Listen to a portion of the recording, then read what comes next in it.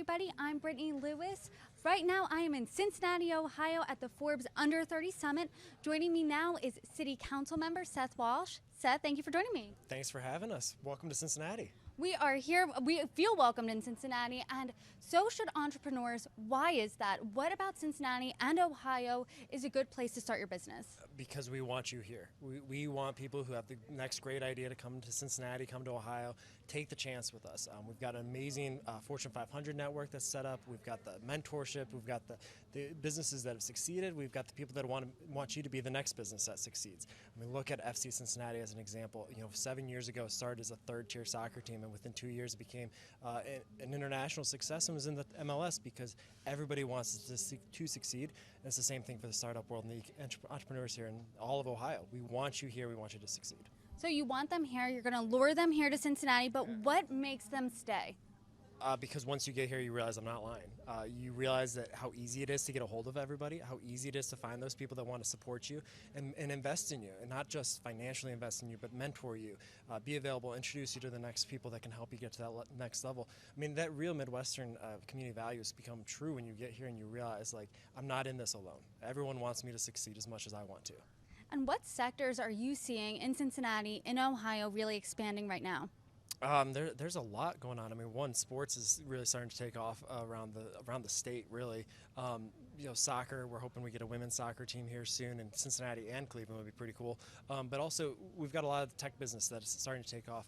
And then on top of that, we're really investing in the small mom and pop shops. We want to bring back these local business districts that have been the backbone of our country for hundreds of years. And so you see several of those sectors taking off at this stage, and the investment is there to make them thrive.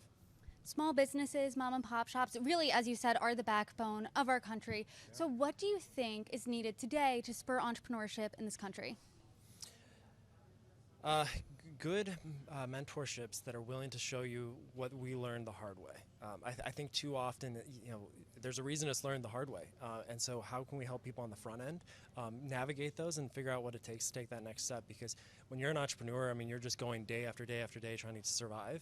And eventually you got to take that next step. You got to take that leap. And it's a lot easier when someone's standing by you saying, I've jumped before too, and I know what it's like, and I know how we can navigate this. And I think that's what makes Cincinnati and Ohio special, is that you have that ecosystem here ready to help you make that jump and dive.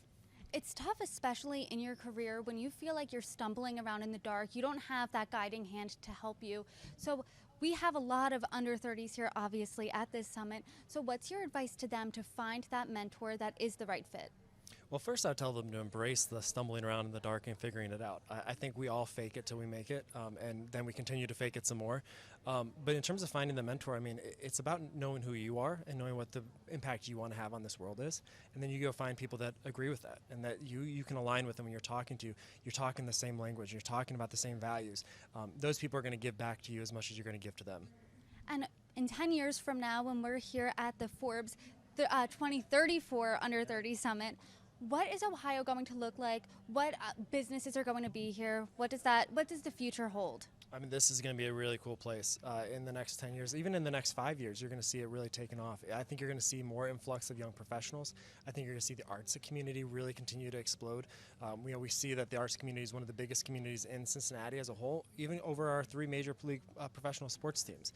So I think that's going to become even bigger with Sundance hopefully on the horizon here.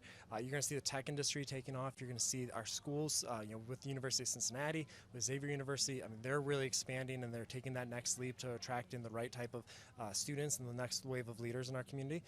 It's going to be a place that if you get in now, you're going to be happy that you're here. Seth, thank you so much for joining me. Thanks for having us, and I'm glad you're in Cincinnati.